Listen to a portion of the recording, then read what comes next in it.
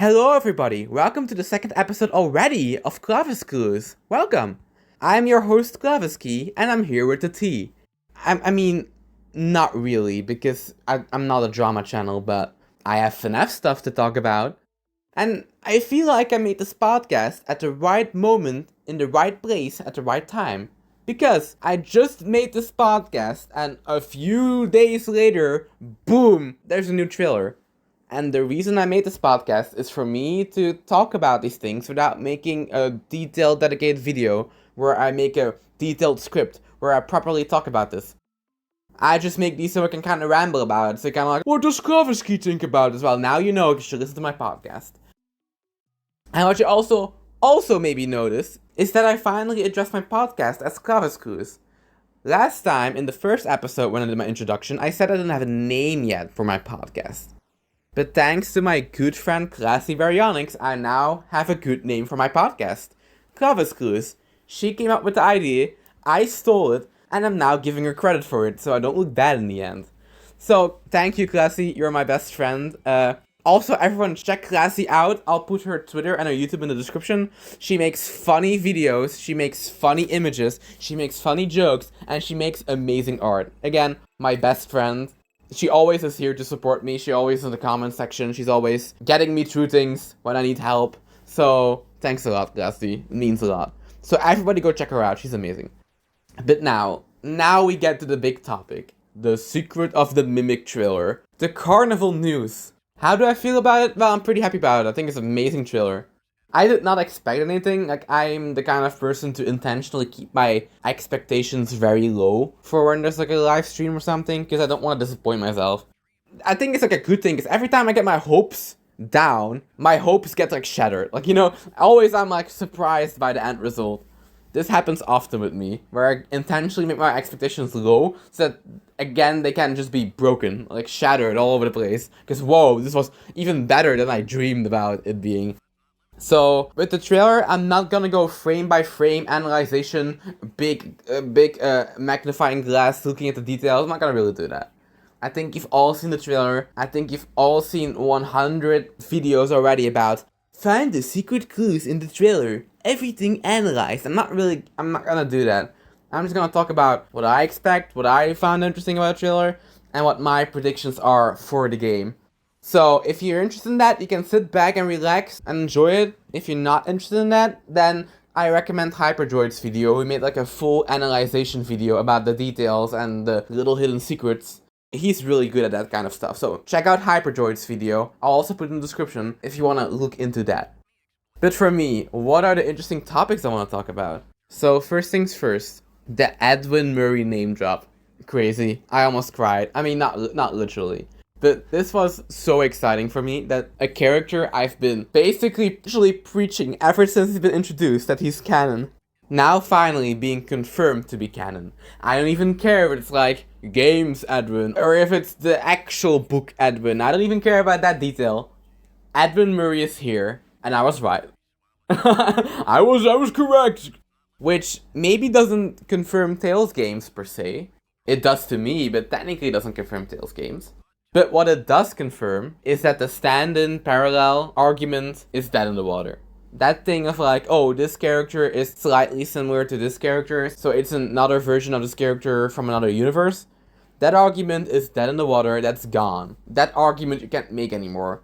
If in another continuity a character does something similar, they're still their own character. You can't argue anymore that this character is actually this version of another character from another continuity and they can coexist. Because that's not how it works. That's not how parallels work. Again, the point... I made a whole parallel video in the past. I should really remake it, to be honest, to get more arguments. But I don't get that FNAF fans kind of convinced or gaslit themselves that parallels mean like, oh, two things that are similar that can't coexist. Because the point of parallels in a story most of the time, I've preached this multiple times, is that these two things coexist in the first place. A lot of parallels are two things in a story that exist alongside each other, that are similar and reflect each other for story purposes or for narrative purposes, but they intentionally reflect one another, while also coexisting. Again, similarly like a villain and a protagonist being two sides of the same coin. For example, Charlie and Baby in the Fourth Closet both being robots of the same series of robots, and are both abused daughters. So Charlie and Elizabeth in the trilogy also parallel one another, because both are, again, neglected daughters by their fathers that were both robotics. Does that mean that Elizabeth and Charlie don't coexist? No, they just are intentionally written similarly to make a connection between both characters. This is also similar in other stories. But again, I don't have specific examples at the moment. I didn't do my research today, so I'm not gonna throw parallel ideas at your head. But the franchise itself does this often too, where characters intentionally parallel one another. So the whole argument of Edwin not being able to exist in the games because he made a robot once, so that means there can, like, the whole idea of, like, there can only be two guys that make robots is kind of insane when it takes place in a continuity, like, in a universe where robots are so advanced. The fact that there can only be two guys making robots kind of, yeah, no, like, no, like, I never got that argument. So Edwin just being, like a contractor of Fazbear Entertainment that made, like, one robot that did funny things, like, yeah, duh. This is a universe where robotics are advanced earlier on in the timeline. Technology is more advanced, robotics are more advanced. Like, again, in our universe, we can barely make robots that walk. Like, people complain about the robots in FNAF not being technologically accurate, but in our current universe, we can barely make a robot that's able to walk without giving him 4 legs or giving him wheels instead of feet. Again, we haven't made a proper walking animatronic yet. Meanwhile, in FNAF, they could do that since day one. Like, Spring Bonnie could already walk around in, like, 70s, apparently. So, just the toys and the spring locks in general are already heavily advanced, even though it maybe doesn't seem that way. The whole concept of the robots walking towards your office is already heavily advanced in technology. So I don't get that argument from people when they complain about it. But I feel that people complain it with, like, every set of animatronics they get introduced to. And then they get used to it, and then they say it to the next animatronic. Like, I think the same thing happened with the Fun Times and the toys. You're kind of like, oh, facial recognition, oh, giant claw and stomach, oh, ice cream dispenser. Like, you know, this happens all the time with, like, every new set of animatronics, and then people, like, get used to it and they forget about the argument. It is just, like, part of the cycle, I guess. The cycle of FNAF is not FNAF anymore, and then it just goes full circle till people, like, made it a part of the franchise and got used to it, because, oh, now this thing appeared in multiple games, now we're used to it. It's like the staff bots, kinda. Because again, with the new, like, vintage staff bots introduced, like, nobody's saying that's not FNAF. But when the original staff bots got introduced, people did complain that was not FNAF. Because, again, you have these, like, these white mask server bots that, like, look nothing, I mean, like, nothing like anything we've ever seen before in this franchise. But now we're used to them. We're used to Mapbot, we're used to Maskbot. We keep joking about these little goobers. Everybody loves these little goobers now, like, we're used to these guys. But when they were first teased, people were kind of like, is this even FNAF? What's that guy doing? So people are now saying similar things about, like, the mascot suits. I'm kind of confused by, because I'm kind of like, yeah, they're new characters. I don't even get why people are confusing about the like, complaining about the mascot suits, because most fan games look more like those mascots than the one we see in the actual game. So I always feel like that's what the kind of artistic direction people wanted FNAF to go in when it came to character designs. So now that FNAF's actually doing the scary mascot suit thing, now people are complaining it isn't FNAF. I'm kind of like, oh, okay, shrug. But, like, that's a whole side tangent. Basically, Edwin Murray, name drop, best thing in my life. I jumped a hole in my roof. I jumped so high because I was so happy. But then the trailer continues, and we learn that the narrative, or at least the narrative they're trying to convince us or portray in the trailer, is that we're an employee of Fazbear Entertainment that went to Edwin's factory, or how it's called, Edwin's Costume Manor, which is really funny, because me and Classy for a long time, this was actually also Classy's bit, where she called the location of Secret Mimic, she said, like, oh, it takes place in the Mimic Manor. So it now canonically being called a costume manor is really funny. I'm just gonna call it Mimic Manor for, like, the rest of my life. If I say Mimic Manor, you know what I'm talking about now.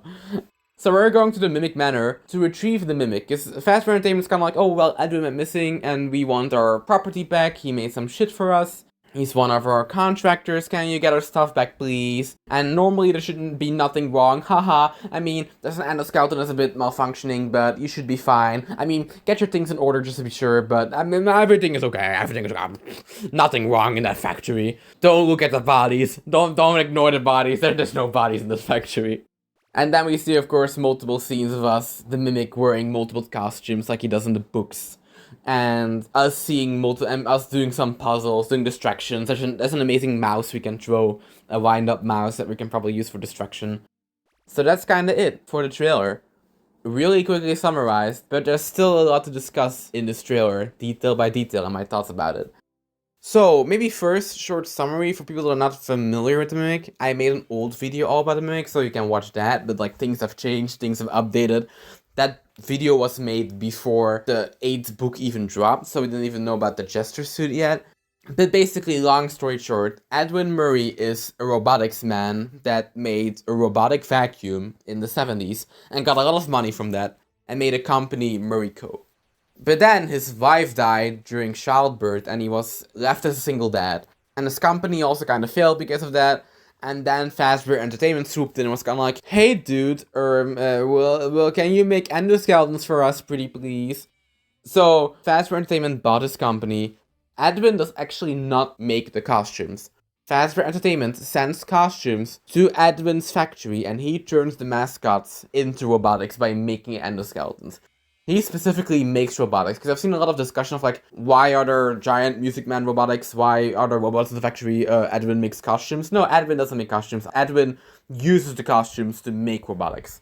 That's also why it's interesting that's called Edwin's costume manor, because he's not even known for the costumes, technically, whatever. But he keeps being distracted by his son, because the son is like a little boy, he's like 4 years old, you can't really blame the boy, you can't really blame the child for needing attention. But like, he needs to do a lot of commissions for Fazbear Entertainment, including versions of Freddy, Bonnie, Chica, and Foxy that are mentioned in the story. He needs to make a lot of robots so he doesn't have time to spend time with his son or basically take care of him. So he basically needs a distraction for his son to keep him occupied while he's working. So he has the idea to make the Mimic. The Mimic was actually not made to be a babysitter or to be a caregiver. The Mimic was literally just made to be a fancy toy to keep David, his son, distracted. So the Mimic is made, has a simple program to mimic movement. David is fascinated by it, to the point that he learns to create a sort of like hand language with the Mimic, a sign language with the Mimic. They draw together. The Mimic becomes more intelligent than Edwin expected, because Edwin comments that the Mimic learns how to respond to things now, while normally he was only programmed to copy things. So the Mimic is a bit more intelligent than like Edwin expected him to be. But then one day, Edwin wakes up late. His son David runs out of the road to follow a ball that like rolled outside. A car, like a white van, hits him. David dead. Yeah, that's what happens when a car hits a kid most of the time, but just to make sure David dead. Edwin is like, of course, mortified by this, traumatized by this event. He's forced to still work on his robotics while grieving his son. But the Mimic, who learned to communicate from David, and who learned most of his attributes from David, a lot of his actions and a lot of his... Basically, the basis of the Mimic's intelligence comes from David. Because everything he knows and everything he does, he learned from David. So you have this robot that still has the same behavior and the same movements as his now deceased son. And when Mimic copies the sign language for ice cream, because he makes a little bowl and then puts his hand in it to signal, I want ice cream, Edwin loses it. Edwin grabs a metal bar, beats his endoskeleton up, and like described in the book, it's like his own murderous thoughts, his own agony, his own hatred for himself is poured into this Mimic endoskeleton. So not only does he learn the copying machine how to use violence, he also literally pours his angry, killing emotions into this robot. He basically pours all his grief into this robot, into the metal of the robot, causing it to become not only aggressive, but also gives him the knowledge of how to kill. Because Edwin showed him how to beat something up and gave him a reason to beat something up. Because here's my anger. Here you go, my little Mimic. Here's my anger. You have to deal with it now. Causing the Mimic to kind of be a personification of Edwin's past. To be a personification of his anger, of his grief. And the only purpose the Mimic really has now is to continue that grief, to continue that suffering. At least that's how I interpret it. I interpret the Mimic to be powered by Edwin's grief, by Edwin's anger, and his only purpose really in life is to continue doing that. That's why he keeps causing suffering, because Mimic doesn't really seem to have one goal. Like, his goal is to mostly cause chaos and to cause mass suffering, which I think kind of is his deal. His deal is to cause suffering, to keep inflicting Edwin's pain onto other people, because he was infected by that pain, and he's a personification of that. But that's me going into deeper themes. We're kind of throwing it out the window, you don't need that one. And after that, Edwin, for some reason, skedaddles, he goes missing. And Fazbear Entertainment is kind of like, well, Edwin breached contract, so this is our factory now. We own this building now, and we build everything in, and we own everything in this building. We also do that.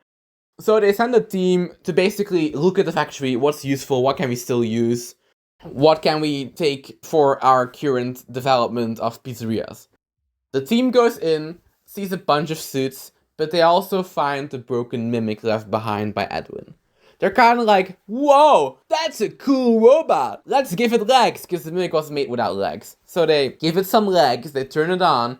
My little mimic man just learned violence, and he's kind of like, what if I do some violence today? And he commits violence on all 3 of the Fazbear Entertainment employees that were sent there, killing them in ways using things he already learned in the story as killing techniques. Because it's mentioned earlier in the story that he specifically saw Edwin folding up clothes and hanging it up in the closet. So what does he do to one of the people? He basically kills him and hangs him on a clothes hanger in the closet. He also saw Edwin multiple times sticking things in and out of the fridge. So he grabs one of those people and stuffs them in the fridge.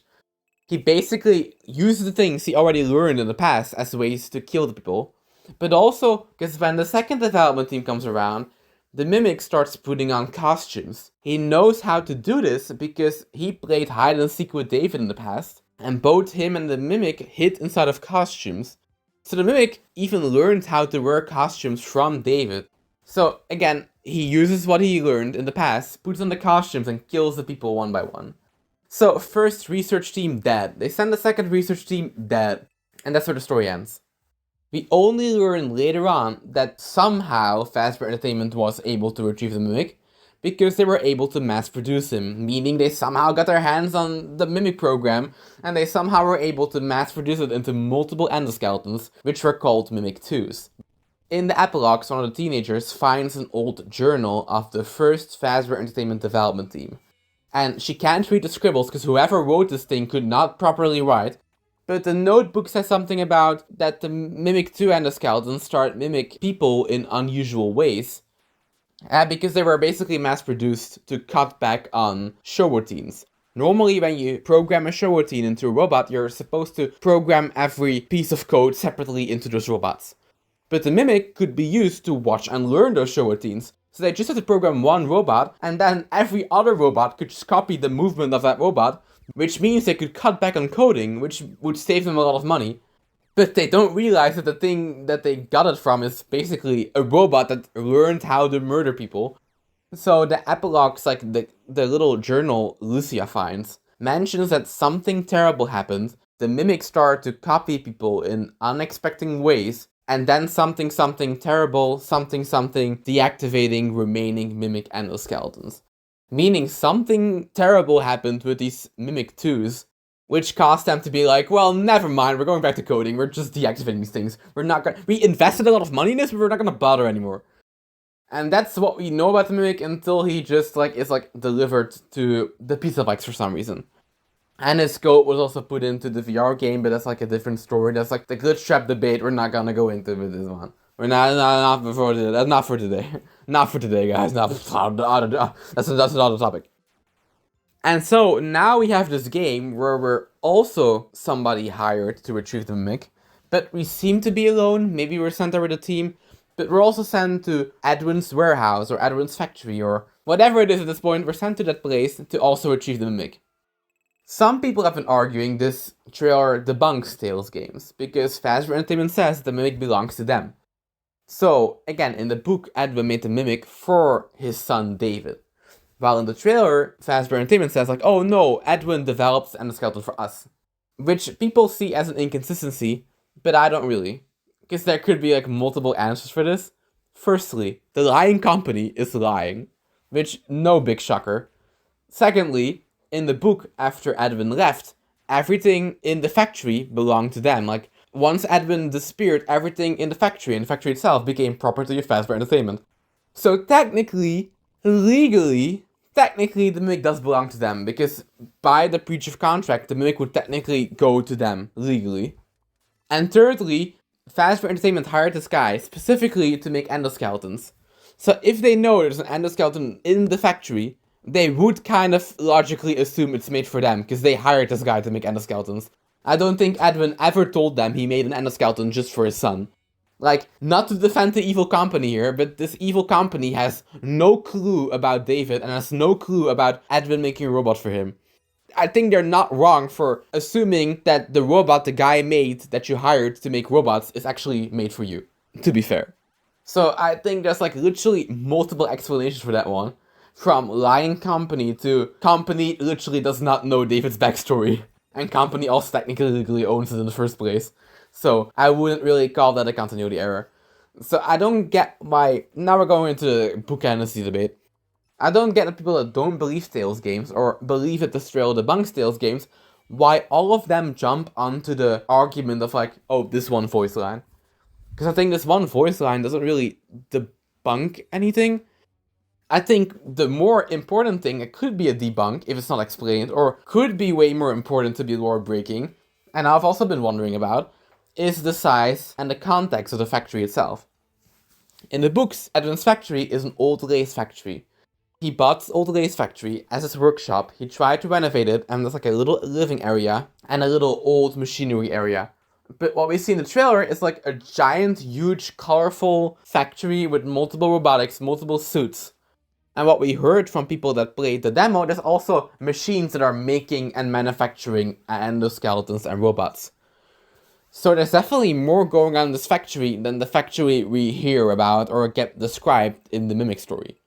Which either means that Steel took some creative liberties because, well, you could not really do much gameplay-wise for the Lace Factory, or it means Tales Games is debunked and they just retconned that detail for the sake of story changing, for the sake of gameplay. But I think there's a middle ground here, and I've also seen Stick, that rotten Stick, that also has a YouTube account, I'll put it in the description. Stick also discussed this, that he thinks that between what we see in the Mimic story and the current game, that something happened in between there, that Fazbear Entertainment took over the company and hired people to work there. This was also an idea in the past, when we first got teasers of the game, that Fazbear Entertainment got Edwin's factory and built another factory around it. And that's what I currently believe. I think Fazbear Entertainment, after sending multiple people there to retrieve the Mimic, they were kind of like, well, if we can bring the Mimic to our factory, we'll bring our factory to the Mimic. So they built around the original factory. They built around it. They somehow kept the Mimic captive, or they deactivated him, or they were somehow able to temporarily put him under control. They got their hands on the Mimic code. They made Mimic 2 endoskeletons. They mass-produced them, but then something went so wrong, causing employees to be killed in this new factory, causing the Mimic to go loose or something, to go haywire, and probably also leading into the Mimic 2 endoskeletons going bye-bye. I think that a lot of the secrets that are intentionally left open in Tales are gonna be solved in this game. Because a reason why I think Tales Games is canon, why I think this game is canon to Tales Games, is because Tales Games is written, or the Tales from the Pixelplex books, are written in a way that intentionally leave story details open. It's not like that what we see in the trailer seems like an adaptation or another version of the same events. Instead, it feels like it's gonna be a game that's gonna answer something or gonna fill in a question that was intentionally left open in the books. For example, so in the books we know about the creation of Mimic, we know what happened to the first people trying to retrieve him, then there's a gap where something happened, where Fazbear Entertainment got their hands on the Mimic, somehow, we don't know how. They mass-produced him, something went wrong, and then there's a big gap where nothing happened, and then somehow Mimic arrives to the Pixelplex. So again, oh, the Mimic is from the books, the story's already explained there. No, Mimic's earliest days, we know the earliest days of the Mimic. We know how the Mimic got to the Pixelplex, but everything else is still left open in the books. The book intentionally leaves parts of the story open to be filled in. And this game, if our main goal is to go into this building and retrieve the Mimic, it seems like we'll get at least the answer of one of these questions, which is the question of how did Fazbear Entertainment get their hands on this guy? Because we're probably gonna be the guy who's gonna do it. My current prediction is, at least for now, for the story, is that the message we hear in the beginning of the trailer is pre-recorded and is an old message we maybe even find in the factory. I think the trailer is tricking us into thinking that we're one of the early research teams or one of the retrieval teams trying to get the Mimic. I think the reality is that a lot of teams already died inside of that building. And I think that Fazbear Entertainment intentionally took Edwin's company because they owned the copyright of the company and used the company to make a new factory around the already existing factory. Because again, that's just something maybe people are gonna be confused about. Because again, the original company of Edwin is called. We find out in 5 Laps at Freddy's through like a little billboard Easter egg that the name of his company is Murray Co. Meanwhile, his building, his factory in the game is called Murray's Costume Manor. And I think again that name is never said in the original in the original story. It's just an old lace factory where Edwin just kind of did his thing. But I think since they own the company, they just kind of renamed this new factory to that. Again, and you would kind of be like, well, if Fazbear Entertainment made this, why would they use Edwin's name? Why would they use the Murray brand? Well, one, they own his company now. And second, companies do this. Again, in universe, Edwin's company would be a recognizable brand name. So them using his last name as a branding name to advertise their factory or their toy store that's attached to it, like the mask gift store we see in Help Wanted 2, it would make sense why they would use his name. It would be a recognizable brand name. It's like the Disney company still using Walt Disney's name for the newest movies, even though Walt Disney died years ago. Or how the Wacky World of Tex Avery cartoon is named after the animator Tex Avery, even though that guy didn't even animate anything in that show, or nothing in that cartoon is based off his cartoons. They just used his name for branding. So I think it's very likely they just used Edwin Murray's name into the factory, into the business, into the store for branding reasons. They just took his company, took his name, and made something new with it. And again, it also explains a lot of things we see in the trailer. We see something that looks like an opening show when you enter the building. There's a little stage performance thing, which makes me think about the Tim Burton Willy Wonka movie where, again, we have the little animatronics Willy Wonka intro when they enter the factory. It's gonna be something like that. There's also definitely gonna be a gift store because, again, we have the colorful building with the gifts and stuff advertised outside. So it's definitely gonna be some kind of stores that public people can see. So, apart from a factory, there's also probably a very public place for people to visit. So I think that's what happened, that they built over the factory, they somehow were able to keep the Mimic under control, maybe through the Mixes system. We know the Mixes is somehow important in this game. So it is possible that Mixes was made by Fazbear Entertainment to keep the Mimic under control. Or was made afterwards. Maybe they just pulled a switch, I don't know, like they did something to the Mimic. But then something went wrong, and that could possibly mean multiple things. It's either that the Mimic escaped the original factory, went to the other factory, and killed a bunch of employees. Because again, there's a bunch of posters for employees, so Fazbear Entertainment hired new employees for this new factory to work there. The other option is that Edwin, in this game's version, if talesgames is wrong, in this game's version had employees, but that wouldn't really make sense because Edwin worked on his own. So that's very unlikely. Unless in this continuity is like a big workshop, a big factory. But again, the reason he became part of Fazbear Entertainment in the first place is because he was broke. So if Fazbear Entertainment funded his endeavors now, he would not have the money to hire people. Unless they radically change his backstory, which again they could do. But again, if this guy has enough money to hire people, then I don't get why you would sell your company to Fazbear Entertainment in the first place. Or maybe the company isn't even sold to Fazbear Entertainment. Maybe if this is not talesgames, maybe they, I don't know, I doubt it's not talesgames, honestly. I really doubt. At this point, I really doubt. And this could either mean that what happened either is like the Mimic 2 and the Skeletons going rogue, or the Mimic escaping the building, escaping the original factory into the main factory, new factory area, where he killed the employees, he beat up some staff bots, and he climbed into Jackie, I don't know. I don't know what's up with Jackie. Yeah, and he piloted the giant music man and crushed 10 people, I know. He's probably the reason why there's a hole in the wall. Anyways, I think this game could also answer some of the other questions. I think it will at least answer the question of how Fazbear Entertainment originally captured the Mimic. Either it's us that's gonna originally capture the Mimic, or it's gonna be someone else who, before us, captured or contained the Mimic, and we're just gonna do it again. The second thing I think they'll possibly answer is what happened to the Mimic 2 and the Skeletons. Either something happened outside in Fall Fest and we're still gonna learn about it, or the Mimic 2 and the Skeletons went rogue inside the factory. It could be a twist where instead of one Mimic, there's multiple Mimics, and we think there's one Mimic, but maybe there's multiple ones in the factory, and there's gonna be the big plot twist where there's actually more than one Mimic in there. Because, again, we got an old recording about there being one Mimic in the factory we need to retrieve, but maybe the plot twist is that this takes place months, even years after the original Mimic story, and by this point, maybe it's already mass-produced, and maybe we're gonna have to deal with multiple Mimics. Or maybe we find a basement with multiple, I don't know. Maybe we find the evil Mimic basement with all the Mimic two-handed skeletons, I don't know. One thing they could also explain is that this maybe does take place way after 1979, like years after it, and that we're the guy retrieving the Mimic to send him to the Pizzaplex. That we're not actually retrieving the Mimic to send him to Fazbear Entertainment to mass produce him, but this takes place years after, and we're the person retrieving him again to send him to the Pizzaplex. There's also like a mystery left open in the books. Somebody sent the Mimic to the Pizzaplex, but we don't know who did and why he was sent there. So under mysterious circumstances, the Mimic was sent to the Pizzaplex and caused havoc there. That's also a mystery still left to solve. So I think this game could answer all three of these questions, but it will at least answer one of these questions. But it could possibly be the one game, the one thing we need to tie everything back together and to fill in all the gaps.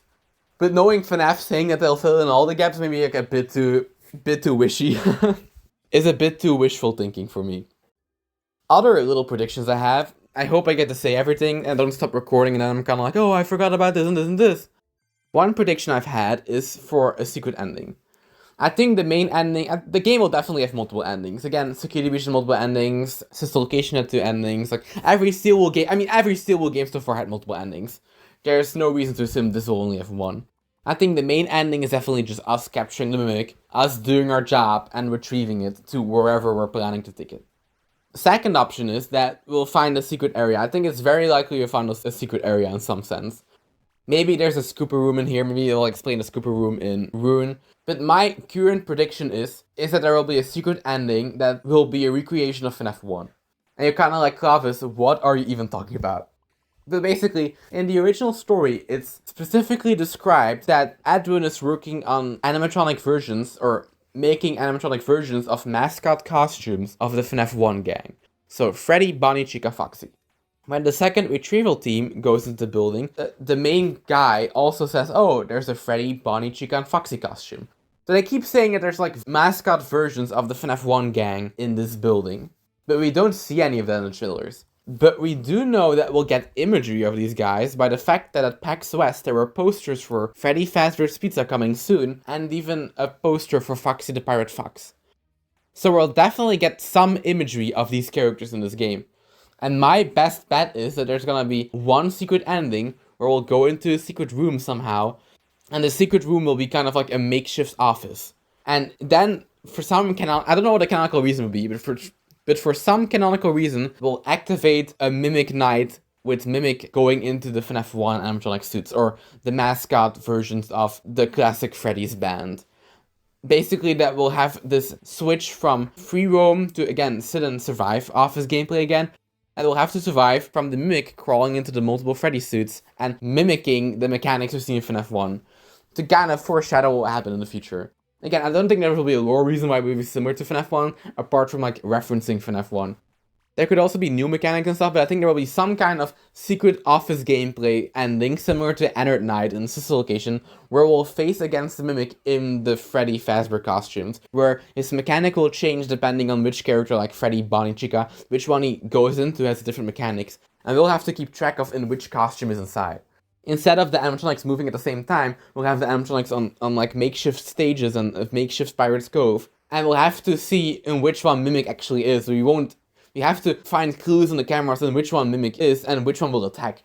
We have to find out which one is going to move soon, and then we'll have to take the action depending on in which chute he's inside of.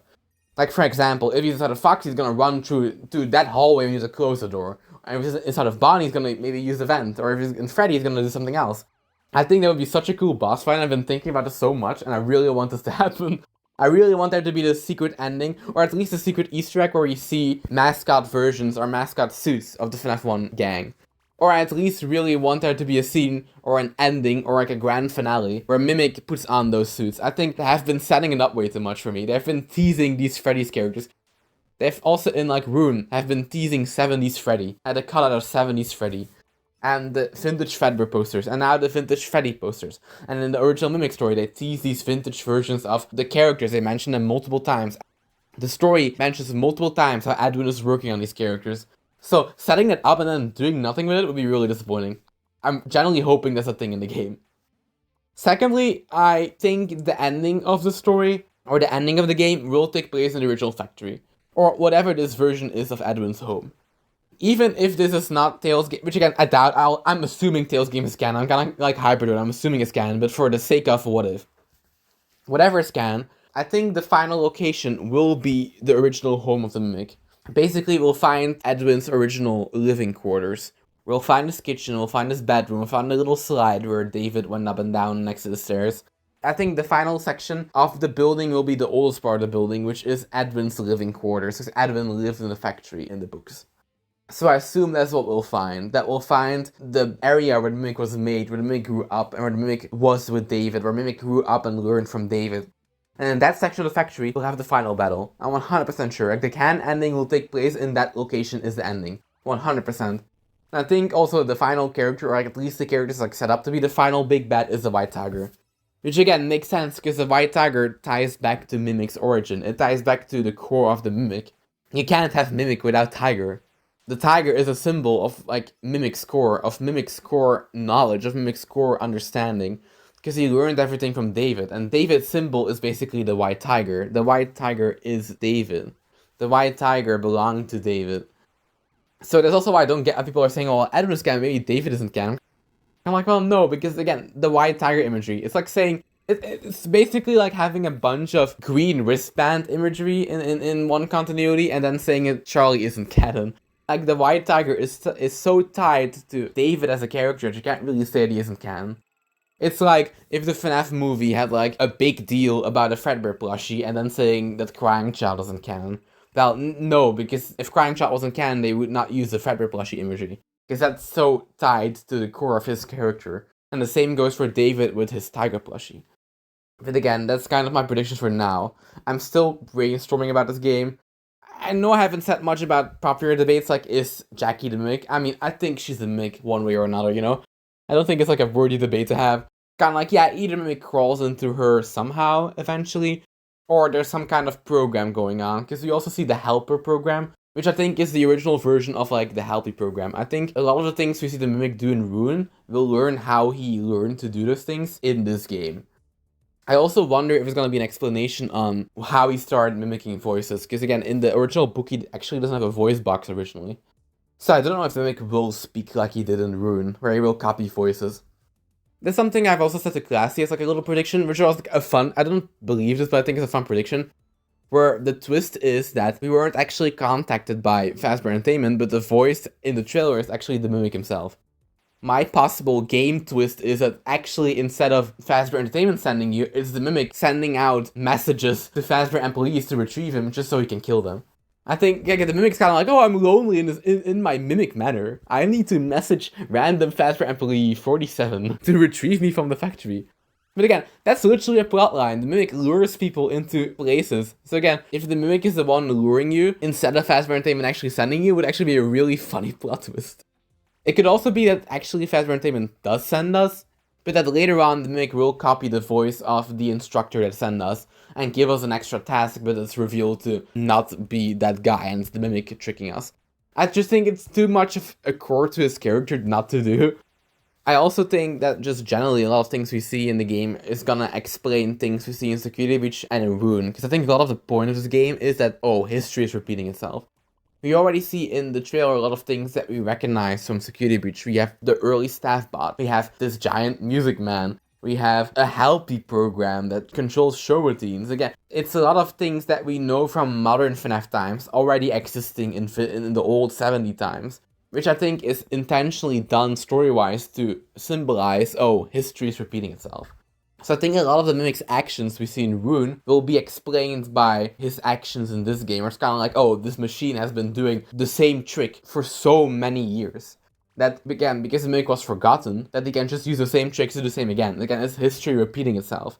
If you forget the past, you're gonna repeat it, and the Mimic is just repeating the past because he was forgotten. He was covered up, he was never made public, or nobody knew about him, so he's able to keep using the same trick. Because again, if you notice his evil voice copying Mimic, you wouldn't fall for him. The Mimic's strength is that people don't know about him. But the second people know about him, they're gonna just trap him in the basement like Gregory and Vanessa did. But I don't know, there's so much left open in this game, there's so much possibilities, there's so much theorizing, Again, there's multiple theories that even maybe the Vanny mask ties back to this location, because again, Tiger Rock looks similar to the Vanny mascot, and we have this store advertising masks. Maybe the Vanny mask originates from the Murray factory and was merchandise. We have the two-sided puzzle. Maybe these masks were originally made to have the double vision puzzles, and later they were used for AR technology. Again, I think this game is gonna have a lot of this, where it's kind of like, oh, that's the thing from the we saw in Security Breach. That's the origin of this thing. I wouldn't even be surprised if at one point the protagonist uses an old vintage Mr. Hippo magnet to scramble a machine or something. I think this game is gonna like intentionally parallel things and gameplay and mechanics and characters we see in Security Breach to be like, oh hey guys, the past is repeating itself. I think it's gonna be a very big theme in the new modern games, in the modern storytelling, where things that happened in the past happen again. Which also, again, is mentioned in the storyteller, where Adam is like, oh, everything is happening again. Because something happened in the past for it to make doing something similar to the storyteller. I don't know, there's so many things left open in the Mimic stories in Tales that people don't speak about. People just kind of think that Tales from the Piece of Light is a complete story that's finished now, because book 8 ended is over. And that Mimic just is a character in this book series that has a complete story. But the thing is that the reason why people think Tales is canon, why I think Tales is canon, is because Tales is written in a sense to be built up. These stories don't retell elements we see in the games, these stories complement the stories we see in the games. Like something like GUI, it's not a retelling of what we see of Gregory in the games, it's a story of what Gregory did before Security Breach. The Mimic story is not a retelling of the Mimic game we're gonna get, it's what happened before that game. It's like two puzzle pieces which maybe look a bit differently colored, because of the medium it's written in, but that still are intentionally made to fit together into one bigger picture. And that's something I think is gonna be very important in this next game, that this next game is gonna fill in those gaps left open by the Tales books. But that's it for me now. These are my thoughts about the game. I don't have really much more to say that other people haven't said. Again, I'm the kind of person that wants to say my own unique takes. I'm not the kind of person to repeat what others have already said. If you want to know the secrets and all the details about the trailer, I recommend you checking out some of the videos I put in the description. I heavily recommend those. And I see you in the next episode when maybe I get a new idea or something new drops. The next video will probably be about Escape the Pizza Plex once that drops. So in the meantime, I'll keep working on my FNAF World video. So this was Clavis Clues. Thank you for watching this episode, and I'll see you in the next one. Take care and drink enough water. Bye bye!